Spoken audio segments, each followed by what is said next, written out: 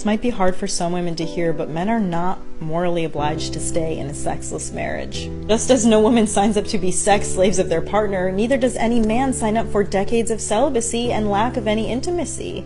We have to understand that loyalty is about more than just physically committing not to sleep with someone else.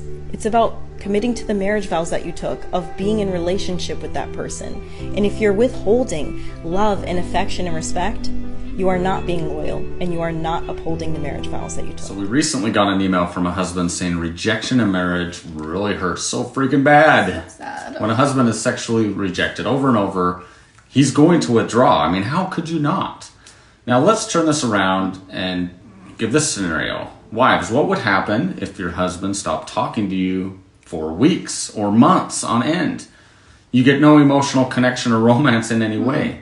You would feel very rejected, and you would most likely withdraw completely. Because nobody signed up to feel rejected in your marriage in any way, emotionally or sexually. This is where that sexual, emotional intimacy, toxic game starts being played in marriage. So we always talk about it. So here's some quick ways to solve it. Number one, initiate more, even when you're not in the mood. If you have to schedule sex, do it. Number two is emotional connection comes first. So husbands, you have to take the time each day to connect emotionally with your wife. Very important. Yeah, go on walks, do different things together. Talk to each other. Number three, if you're both putting each other first, this won't happen. So stop being selfish in your marriage, right? Easy enough. Negotiate with your wife so that you two have some time for each other, even during that initial period of infancy. Maybe less frequently, but some. And then make sure that you negotiate that on an ongoing basis going forward in your marriage. It's really easy for the intimate part of your marriage, the sexual part, to drop to priority 12 on a list of priorities of which you only ever address the top 5. So it's not like it's not important, but it falls far enough down so that it gets ignored. And that's a very bad long-term strategy. You have to, especially once you are married and you have children, you have to consciously attend to the maintenance of romantic intimacy. Use sex as a weapon against your husband and have sex often is probably some of the most extraordinary advice I never got. As a working mom, we get tired, exhausted, overwhelmed, but it is dangerous to neglect our husband's needs. And I'll explain to you why. Sex is such a huge part of a man's identity. It's the way he emotionally bonds with us. And it's crazy because God wired his body this way. When a man experiences an orgasm, his body releases the bonding hormone, oxytocin, in such extraordinary amounts. I mean, women experience it as well, but men do 400% times more. And so that skin-to-skin contact mixed with an orgasm creates deep connection. And I never just want to be a great mom. I never just want to be killing it in the workplace. But I desired for my husband to find me to be a good lover. Look forward to coming home to me.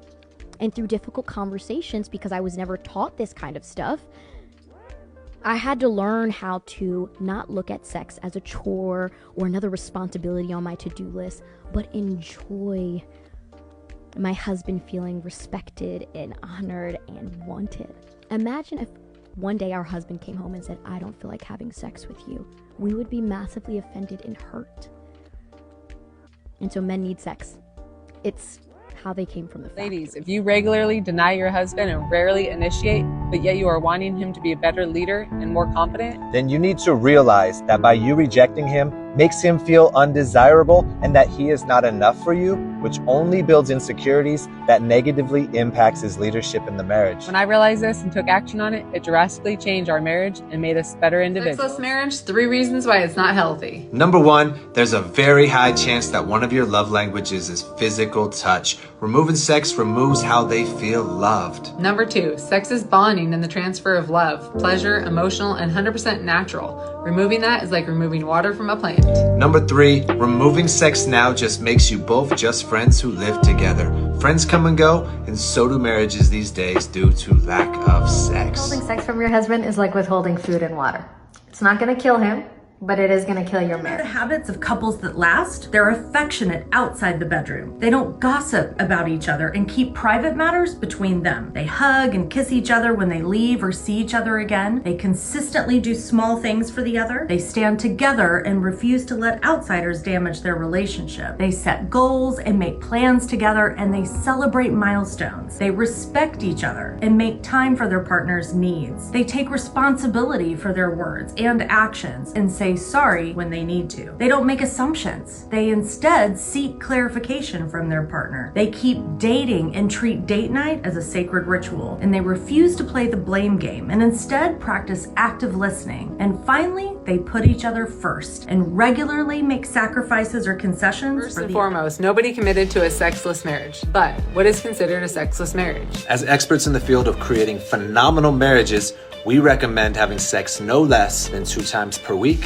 Why? Because it keeps the fire burning. You pull back on that, and you pull back on the passion and desire for each other. That passion is the very thing that will keep away arguments, resentment, frustration, and stress. Remove those, and you remove the possibility of divorce.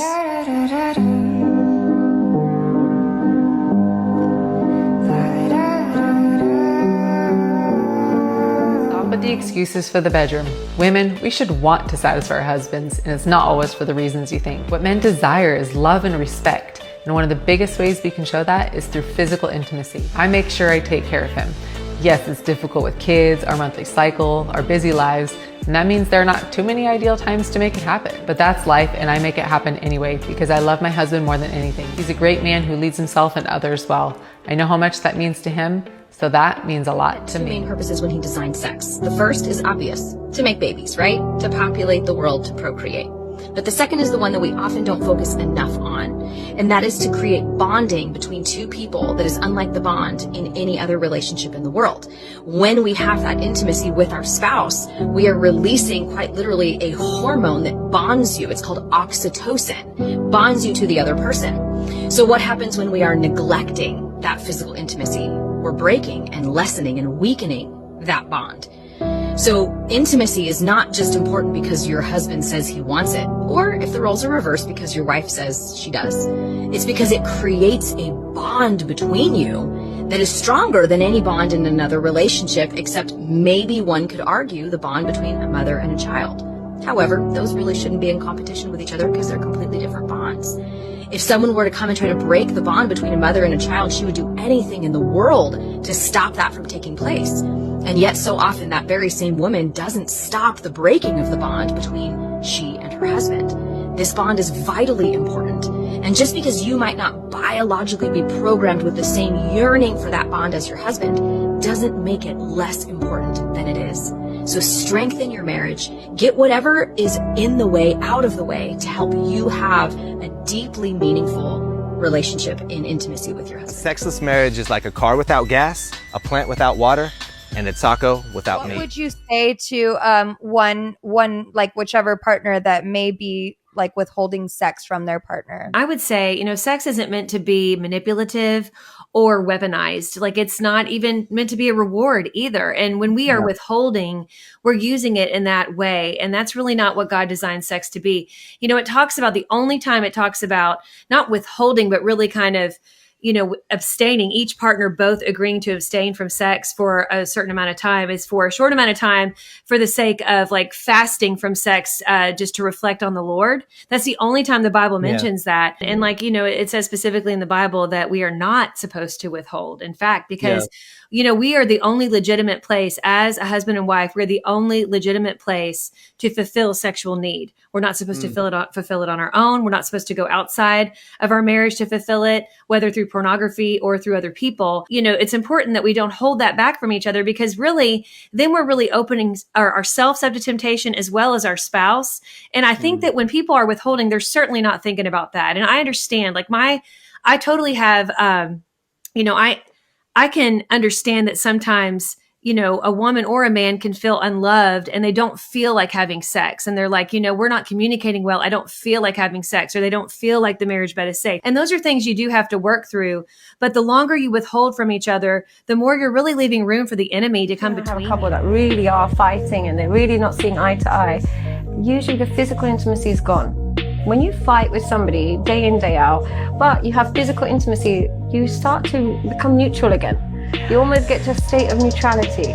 But without that physical intimacy, it's almost like living with your annoying sibling. Like they're so annoying, you hate them, and you don't even have any physical connection. So you just end up building more and more frozen anger towards each other.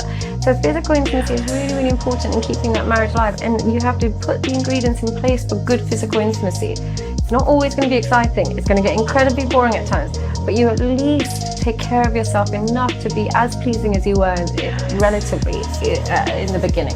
Do you see people in your practice, couples who actually fix things and get back to where they should be? Yeah, a lot of the time they can. And the main thing that really helps that gets them back on track is when they both acknowledge where they let each other down. Is marriage unhealthy? Sexless marriage is unhealthy because that is part of how men experience connection. There's this very strange difference with how men and women approach sex. A healthy woman needs to feel connected in order to have sex, but a healthy man needs to have sex in order to fully feel connected. So while she might be thinking there's not enough connection in this relationship for me to want to actually have sex with this person, he might need that physical connection in order to experience the deeper emotional connection. So by keeping that apart from each other, you're not going to be able to move forward with connection as powerfully as if you are being intimate on a regular basis. And one of the most rewarding and incredible things for a man is when his wife or his girlfriend actually initiates sexual contact. That does amazing things for us because we feel like we're getting the recognition and the respect and the trust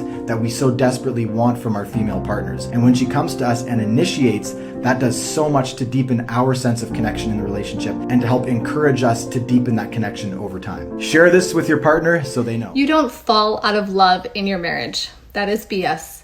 You give up, you stop putting in the effort, you stop caring, you stop trying, and you stop talking. Marriage takes two. It's not happy wife, happy life. It's happy spouse, happy house.